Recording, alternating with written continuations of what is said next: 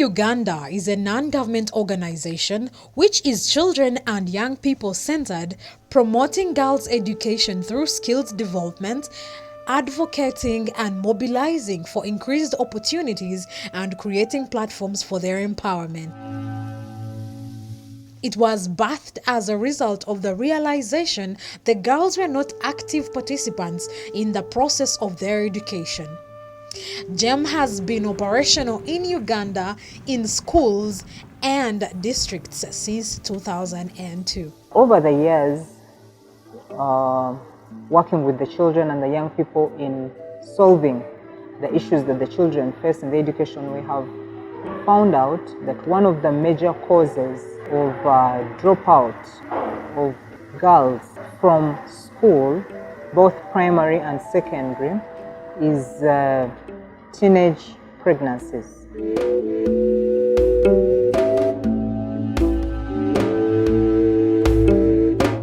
Uganda Demographic Household Survey in 2016 outlined 24% of teenagers reported to have started childbearing.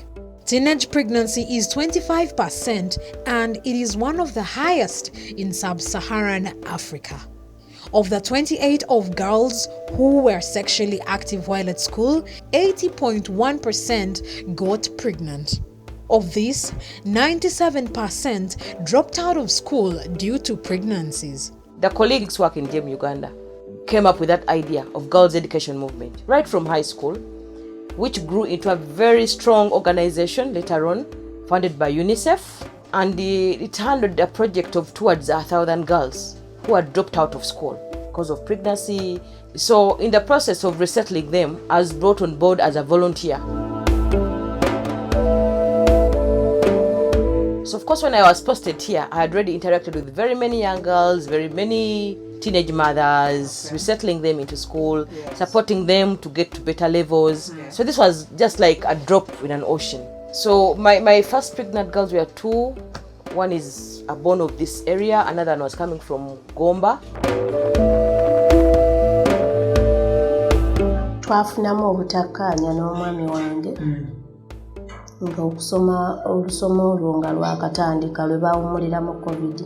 Malayo ebbanga abaana ne bavaayo mu covid ne badda ewaka.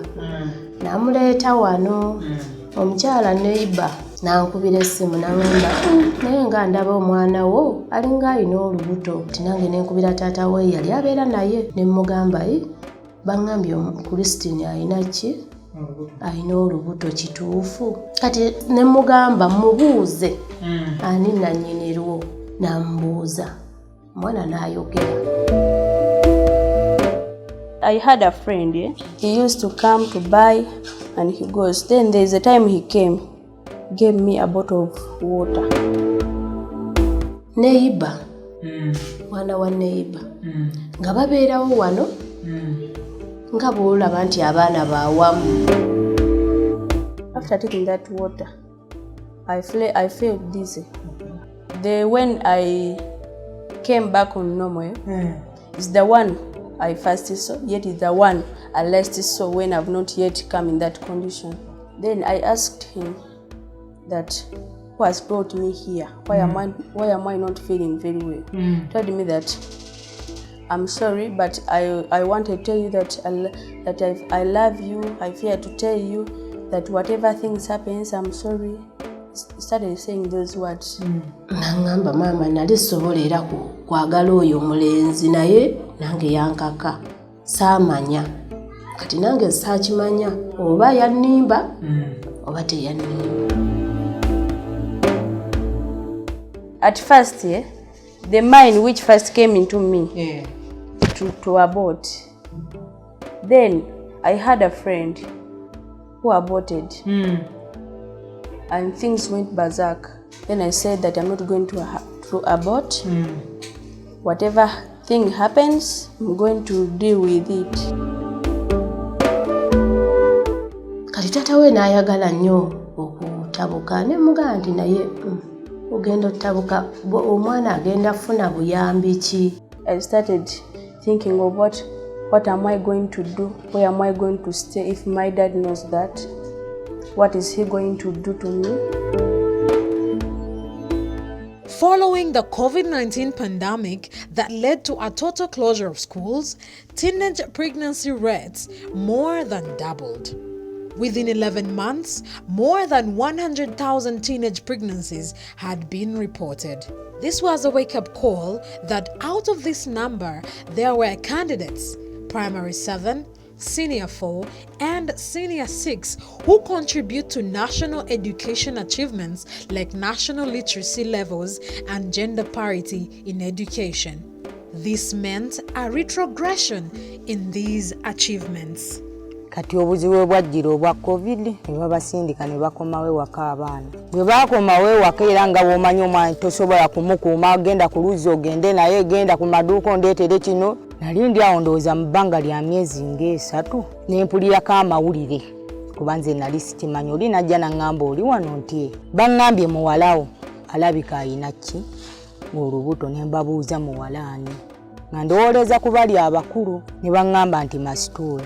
Kati lwali lumu nga kojja wajja abiŋŋamba omulenzi amutumye ti omulenzi aŋŋambye bw'ati ne bw'ati yazza omusanga ewuwo.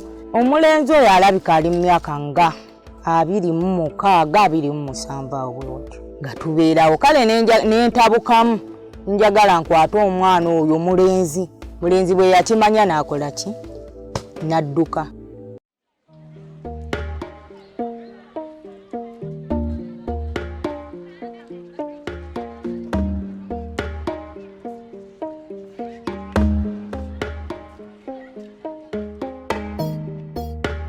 So my duty was first of all to protect this young girl by reducing on the stigma.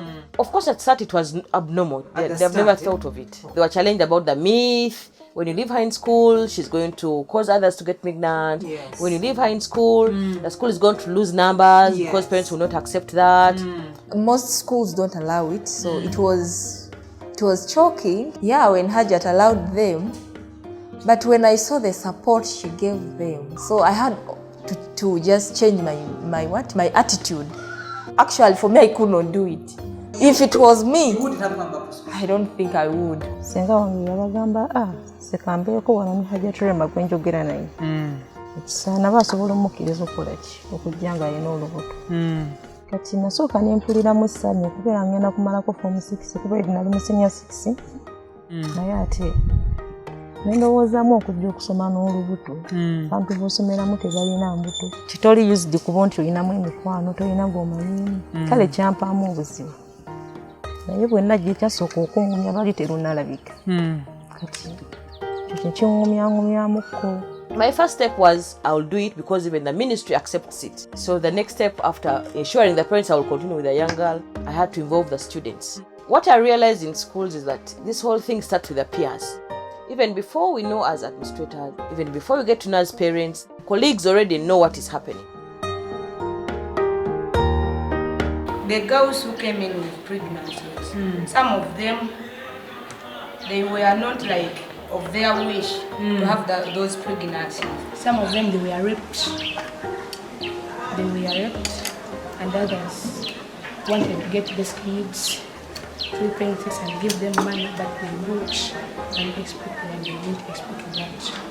Abasinga bali balaba aina ku ddiini we yajja nga afunye olubuto olwo ate sigamba nti yakyeyagalira nga bamukali bamubaitinga bagamba nti amabeere manene akola ati kwegamba nga tofiringa comfortable mu ssomero olw'okuba ng'olina olubuto naye nga tetulina obba nga tubakomyawo tubawo omukwano gwe kubanga si buli omu nti abeera ayagala okufuna olubuto. And of course, after getting the students on board, it became easy. Okay. Now we had to deal with the young girl herself when the pregnancy was growing bigger and bigger. So she would say, I would come over preps and my friends helped me discuss, blah, blah, blah. So we went through that. Kati jjajjaawe azaala taatawe ali kumpiko n'essomero. Hajjati n'amugamba muleke ajje ng'asome. Yadde ng'abaana tebannaddamu kusoma. Kati n'abeera ng'ava ewa jjajjaawe ng'atambula n'agenda ku ssomero n'akola ki? N'asoma. Kyemu n'agamba tewali buzibu tujja kubeera naye akole ki atuuke azaale omwana we bulungi. She sat for senior 4, passed so well, came back up to senior 6. Actually, by then I was in senior 3. It was in November, 3rd term, when we were about to get our holidays.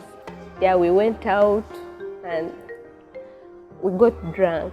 So after getting drunk, I never knew what happened. So after some time, I realized I was pregnant.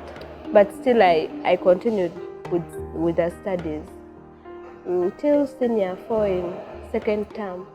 So when they realized that I was pregnant, they were like, what are you going to do now? You're going to be at home. You won't be able to do your exams. So they took me back to the village in Bujiri. Everyone was saying, look at her, she's now wasted, she won't be able to do anything, what and what. But my mom kept on supporting me. So after giving birth, my mom was like, do you want to continue with school? And then I was like, I want to go back. So she had to take me to a friend of hers in Masaka. She told her the whole story. Then after the whole story, Hajat was like, it's okay, she can come back and study. Okusomako nafunamu obuzibu nenfuna olubuto naye nakompletinga senior 4. Bazadde bange banyambako nensobola okubeerawo. Basobola obutangoba waka nensigalawo ne banyambako. Ekyo nenkikwasaganya nti bwe namala okuzaala nenzaayo nenkola ebigezo nemmaliriza. Hajati singa teyaleeta afande nali nsazeewo nze omwana naye kubeeko amwavaawo. Hajati nakola kyamanyi nangamba nti mama Faati nti wange saba ogumiikirize guma kuba nangadde njagala nnyo Faati era nga n'okusoma abadde asoma buki bulungi era nga mwetaaga. What is your name? Nabunya Saidat. Nabunya Saidat, okay. Nabunya, glad to meet you. Which class are you? Form 4. Form 4, okay. How old are you? 18 years. 18 years, all right. Have you been in, you said you're in Form 4. Abawala bano message kijoba wa? Abatanazifuna? Tebafuna. Tebafuna. Nsonga kijoba wo kuba tebafuna bajja gamba gwe nga walufuna n'osoma n'omalako.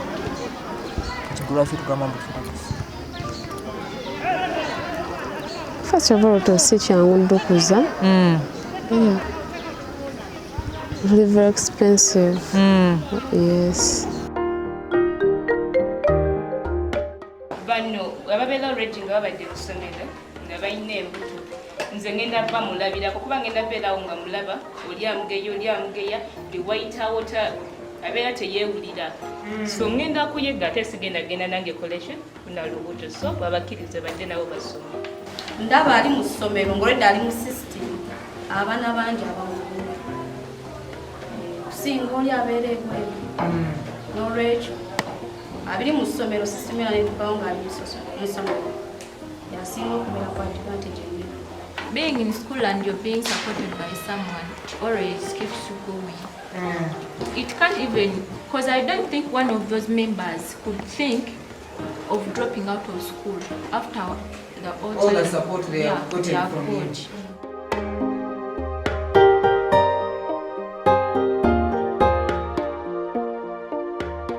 There are a number of factors causing these teenagers to get pregnant. These are mainly rooted in the self, socialization or culture, economic situations. The actions leading to the pregnancies are both voluntary and involuntary, but over 60% of these pregnancies are an unintended consequence. A very important question to ask: who is impregnating our teenagers without caring about the after effects? And most importantly, their education. Are they in this school, honestly, or community? This school is towards 700 students, and we have more girls. But you'll note that none of those pregnancies comes from the teachers or from the students from here, but it comes from the community. And by the government has to do a very big part on that side of the community. The community can even be worse than the students who are even young. Because in our culture, it's like it's a taboo. You're supposed to be locked somewhere and maybe you die off or they marry you off.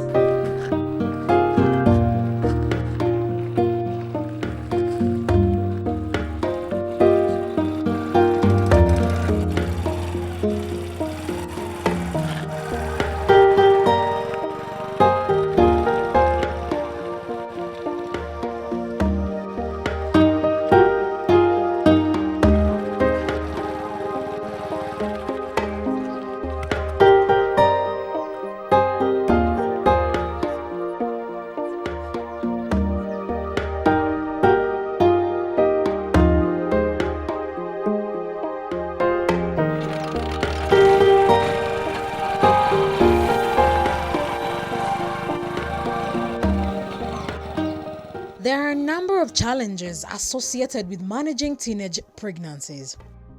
Highly prone to child marriage, gender-based violence, and domestic abuse due to limited autonomy and significant power differentials. Suicide. Teenage pregnancies are associated with shame, stigma, and mental health issues that sometimes can lead to suicidal tendencies.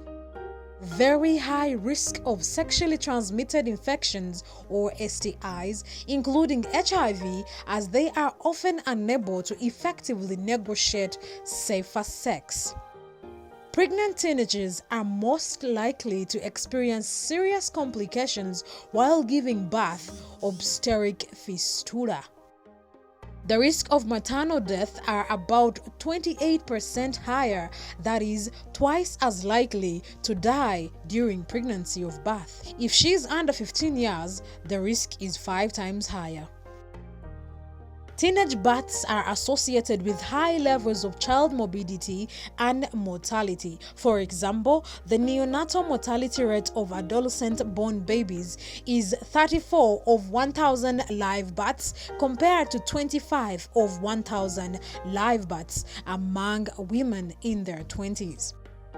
Physiological stress from the pregnancy itself and fear of reactions and abandonment from the partner, parents, peers, school, health workers, and the community. Abortion and future fertility complications due to dangerous and unsafe methods of abortions. School dropouts and poor or delayed educational achievements. Poverty. Many young girls are trapped in a cycle of poverty because of limited opportunities for employment and income. The biggest challenge has come this year when the very one we owned as a school, we are all involved, the matron, the nurse, the cooks, almost all the ladies on session were part of that struggle. Supporting the girl. And we lost the baby, but the girl is in good health.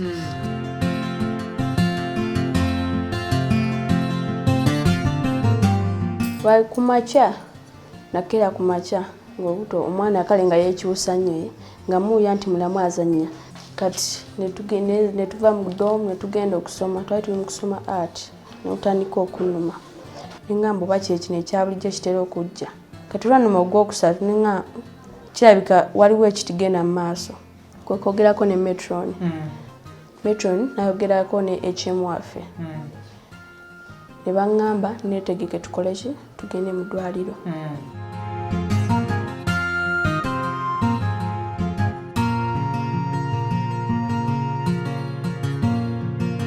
Twatuuka mu ddwaliro okunkebera ne bangamba nti omutima gw'omwana tebakola ki tebaguwulira ne batugamba tugende mu sikaani. Twagenda mu sikaani okunkebera ne bangamba omwana yakoze eki yafiiridde munda. Baatukubira bukubizi nga bamaze omutuusa mu ddwaliro era nagenda bugenzi ku ddwaliro ne bangamba bamaze omumuteeka mu sikaani omwana amaze ofiira munda.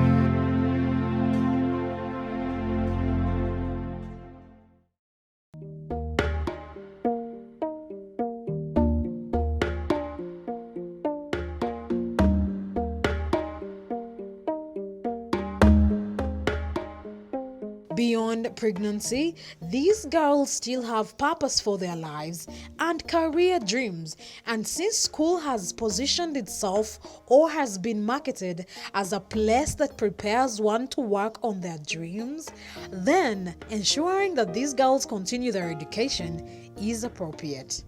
Nsoma y'abaana abawala emabega twalowoozanga nti abakazi banafu. Naye Hajati bwe yajja n'atulaga tufuna ekifaananyi nti omwana omuwala asobolera ddala okuba n'ekyomugaso mu maaso okugasa eggwanga. Agamba abaana abawala babaleke ne waba afunye olubuto luno oli tayagala bwagazi nti alufune buba butonde munda omwana n'atuuka nti asobola okukola ekintu ekyo kuba kya butonde tagenderera nti afune olubuto. Kati kwe bwogamba nti omugyeyo oba omufiiriza nnyo so nno bambi oluusi aba akyayagala okusoma nga eri ali accident. Yazadde abalala message gyembawo nti bawenga abaana baabwe omukisa ogwokubiri buli mwana alina akola ensobi naye bw'akola ensobi n'agimanya nti nkozi ensobi bweti ne bweti sana naweebwa omukisa.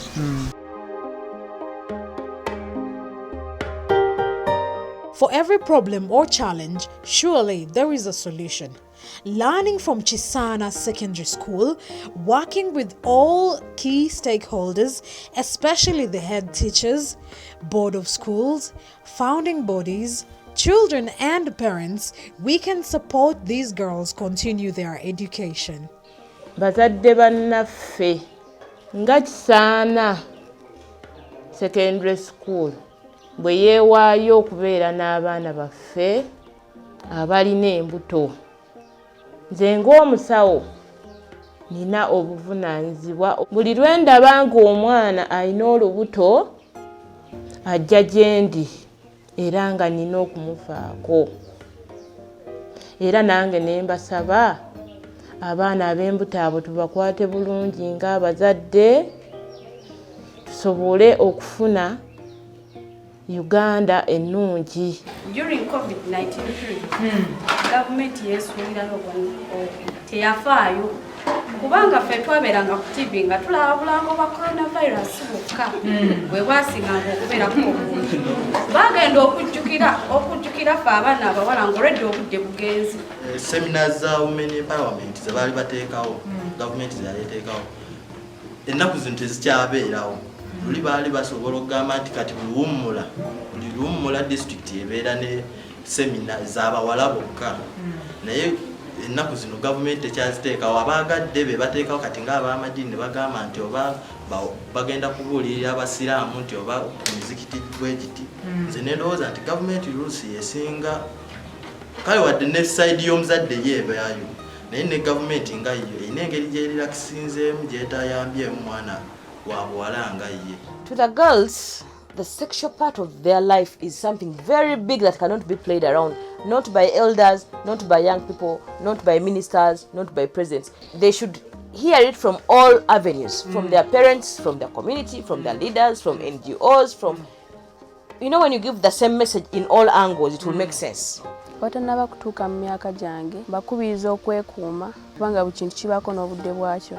N'abo abali myaka gyange abazirina embuto sibakubiriza kuzijjamu kubanga okujjamu olubuto kiba kibi kiyinza okuviiramu okufa wabula bagume kubanga si babeera basoose kubeeramu embeera. Bandibadde nga beesonyiwa embeera eyo n'amaliriza emisomo gye kuba ebyo tebikoma. N'amala okumaliriza emisomo gye ng'era akuze n'atuuka nti yeesalirawo afunye ki? Wafunye omwami. Era nze message gye nnyinza okuweereza ng'abavubuka oba abaana abawala bandibadde bagezaako okwekuuma n'okuwuliriza bazadde baabwe kye baba babagambye. N'abaana abalenzi bafube nnyo okulaba nti beekuuma obutadda kwonoona abaana b'abannaabwe ku ssaawa ya leero mbonaabona. Siyinaako buyambi lwa mwana mulenzi. Abazadde abasinga batwala abalenzi nga oba abatabuulirirwa bali awo bo balina okugenda maaso ne beefuga. For example, olaba mu families ezisinga abawala babagaana amasimu abalenzi ne basigala naki nago. Abalenzi ffe nga ffe ekyamazima tulakingamu okubuulirirwa mu masomero. Kino kizaira ku gavumenti. Gavumenti ekoze kimala kwempawalinga oba kwemployinga bitongole bimala bikomewo mu bayizi abalenzi kusinga nabo bibabulire biki obuzibu obuli mu kufunzagana kimanyi. Like Njemu Uganda, where we say we work with the girls and the boys are allies, the whole problem comes from the side of the boys and the men. So what I've tried to do in school, I've told them to be very empathetic, to always wear those shoes. We accept the fact that they are growing. The hormones are really disturbing. No one will argue about that because we have teenagers. It is the time. But when it's really attacking, you want to say something to this young girl, just pull back and look at her like your young sister. The same thing goes to the men. Just say, if this was my daughter, would I have wanted this? Abalenzi mbakubiriza obutayonoona abaana bawala abamu nga babafoosinga bakubemu akafaananyi nga kigudde ku baganda baabwe oba nga kigudde ku b'enganda zaabwe oba abaana baabwe be bazaala. Abawala bano bwe batya okudda mu masomero nga bafunye embuto, gavumenti eno naye yali badde eteekawo measures oba ku bibonerezo ebikakkale ebitubonerezaamu lwaki ofunisa omwana w'abandi olubuto. Singa kisoboka kale abalenzi oba kaŋŋamba kalala bano abakyasoma bandi naye baba kizibu banubudde kubaŋŋambe ne babyerabira nti sekisi gyali ne baba nga bano abakulu bali mu kukola banoonye bannabwe abaamala. My message to the government is even bigger than to the boys and the men. In terms of the legal action, I've had a chance to briefly go through the guidelines, which are very beautiful. And if we implement them, to see that all schools embrace the policy of letting at least the candidates sit. Second of all, I'm seeing something, they're putting a lot of emphasis with the self-space. As we talk now with the young people, if you involve them, the problem becomes easier to manage. Meaning they'll be able to fight the battle themselves without us or with us putting very little effort. Oluusi n'abazadde beeraliikirira nti omwana wange alina olubuto kusomera anaasoma atya. Naye bwabeerawo eddwaliro wali, omuzadde ate yeeyongera okufuna obugumu nti omwana we bw'anaafuna obuzibu ng'ali ku ssomero n'olubuto waliyo abanaamutaasa. Kati nkula gavumenti omulanga etuuku mu malwaliro ago.